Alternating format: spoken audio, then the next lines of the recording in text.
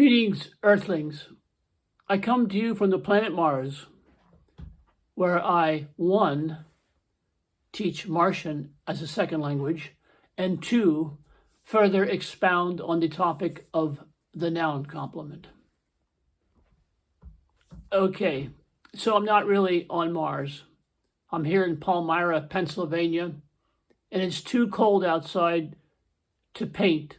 I can't continue painting, so I'd like to talk about the noun complement just a little bit more and try to add something new. In my previous videos, I talked a lot about how the noun complement is not really a new structure. It's been around forever. It's found all over the place in the English language, and it's kind of what I call hidden in plain sight.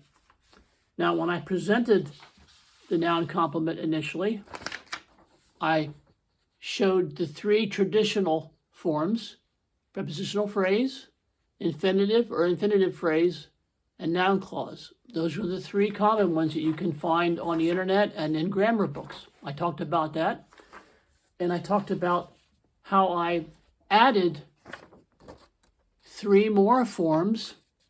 I showed you this. I added 3 of my own forms or classifications.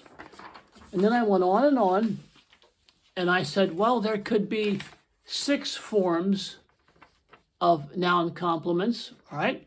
Then I said, or there could be 7, and I showed this paper.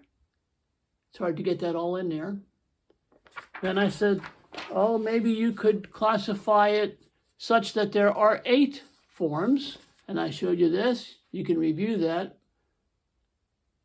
And then eventually went on to say, well, maybe there's actually 9 forms. And I split open some of the forms and made them more detailed, okay? I did that. And then I tried to stop and say, well, that's about it, blah, blah, blah. Well, in this video, I'll try to go fast. I want to try to show you how these forms might appear if I put them in a publication, if I put them in a grammar book, or I took it like really seriously and had somebody publish them. So this is how they would show up. Before I show the finalized forms, I want to remind you that I gave 3 new base forms. I introduced 3 new base forms. That would be the distinction phrase or clause, the noun, and the adjective. And that gave us 7 new applications. So in the end then, what I'm going to show you is we kind of end up with 6 base forms of the noun complement, and we end up with 10 actual applications, 10 ways in which you can actually recognize the noun complement and use it. So now I'll show you those finalized 6 forms that you might see in publication if anybody ever published them. So here are the noun complement base forms as you might see them in a textbook. There are 6 from that perspective. You have the prepositional phrase, the infinitive, the noun clause, the distinction phrase or clause, which you would probably call a relative clause. That's a crappy name, and I got rid of it, but that's what you'd probably call it. The noun and the adjective. So let's take a look at those 6 in a little bit more detail. The prepositional phrase. I purchased a bushel of potatoes. Bushel is your noun, and the prepositional phrase of potatoes is your noun complement. The second one's the infinitive. All right? The sample sentence is, the will to live is the strongest of urges. Will would be your noun, and to live, the infinitive, would be your noun complement. And you have the noun clause, number 3, and these first 3 are the traditional forms that you'll see in grammar books. And that's all you'll see. So for the noun clause, the sample sentence would be, the notion that he is truthful is ridiculous. So notion is your noun, and that he is truthful is your noun complement. And finally, there's a distinction phrase or clause, which you would probably call a relative clause, a name I hate. And a sample sentence is, the book that is blue is damaged. Book would be your noun, and that is blue would be your noun complement. So that's the first four. Then you have number 5, the noun, your 5th form of noun complement. And that is pretty cool because I split it open into 4 applications. You have one basic form here, but you actually have 4 applications that you can choose from. The first application is a common noun complements a common noun. You have the phrase dog park, tree house, deer hunter, calendar year. And you can see how the common noun complements a common noun. And there's your examples. Right? The second application is a proper noun complements a common noun, like my sister Jenny, or April showers bring May flowers. So here you have your proper noun complementing a common noun. That's the second application. Then your third application for noun is a proper noun complements a proper noun. And here you have Jenny Lynn, and there's your complement. You have Jenny Keller, and Jenny's your complement. Jenny Lynn Keller. I showed this in great detail in previous videos. You can review that. And then your fourth application for the noun is a mutable noun complements a proper noun. And here we have President Truman, Calamity Jane, Buffalo Bill. And you say, well, what's a mutable noun? Well, I kind of invented that too. I threw that in with the many, many things that I've introduced to grammar and music. A mutable noun is mutable. It can be a common noun, but all you do is capitalize the first letter and you have a proper noun. And in context, it works and people use it all the time. For example, President Truman. That's a proper noun. That's part of his name. That's a title there. So that president complements this noun here. Calamity, all right? Calamity was a common noun, but you put a capital C on it and you have Calamity Jane. And Buffalo Bill, everybody knows that guy. Buffalo can be common or a proper noun. So those are the 4 applications for the one form, the noun, used as a noun complement. Form number 6 is the adjective used as a noun complement. Number 6 base form.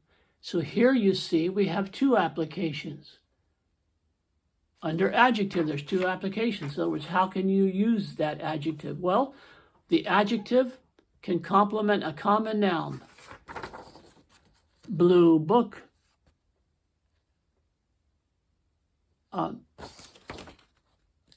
Petulant child.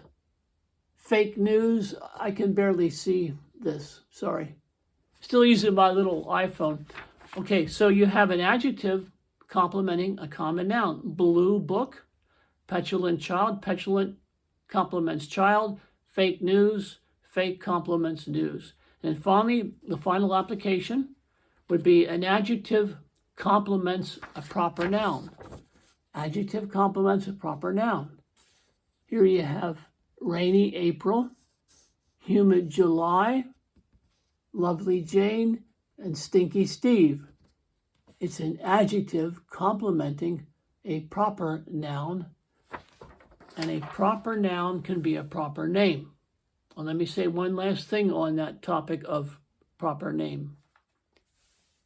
A proper name is actually a proper noun. A proper name is a proper noun. And we're talking about the name of a person here. A proper name, a person's name, okay? I introduced this into my system, and I'm the only one who's done it. I've found no one that talks about proper names in the complement sense. I did several videos on this in detail, and I call it a name complement, all right? A name complements a name, okay? I kind of invented that. And one application is a proper name complements a proper name, a given name, all right? A proper name complements a given name. Here we have Jenny Lynn Keller. Lynn complements Jenny, the given name. You have John Fitzgerald Kennedy, and Fitzgerald complements the given name John. And then the next application is a proper name complements another proper name, which is the family name, all right? We already did the given name. Now we're doing the family. So here you have Jenny Keller. Jenny's complementing the family name. Jenny Lynn, the phrase, it's a phrase, but it's still a complement, complements Keller, the family name. And Kitty Keller, it's kind of her nickname, complements the family name, Keller. So I talked about that in previous videos. You can review it if you want to. Hold on a second here. I forgot to put a little dot there. So you have actually two slightly different applications, but I introduced the name complement. It's a proper name. A name complements another name, and I know of no one who talks about this or speaks that way. So one last thing. The name complement, something happens when you use it. The name can function as a complement. The name can function as a complement. Let's look at this here. The application is a proper noun complements a common noun, all right? My sister Jenny, Jenny is complementing sister, okay? So you see here, the name function as the complement. Jenny is functioning as the complement. Now, the other scenario is the name can receive the complement. That's different. So what are the two applications under this, the name receiving the complement? You have a mutable noun complements a proper name, like Buffalo Bill, we talked about that, right? And here you have the other application, an adjective complements a proper name, all right? You have here lovely Jane, lovely the complement, complementing Jane, the noun, the proper name. And then you have slender Brenda, slender being the noun complement, and Brenda's your noun. So you have here an adjective complementing a proper name, whereas before we had a mutable noun complementing a proper name. But the whole idea here, the whole beautiful innovation is I recognize a dedicated complement, and I called it the name complement. It still fits in. It still fits in with our 6 base forms.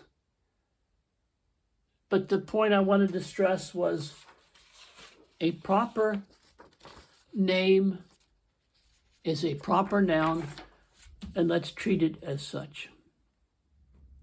So that's it for today. I was thinking that in publication, this might be the way you'd see my noun complement base forms. This might be how you'd see them. That's what I thought. And I'm kind of pleased with this study, this work that I've done, because I don't ask my audience for anything. I don't ask for comments. I don't ask for money. I don't ask for anything.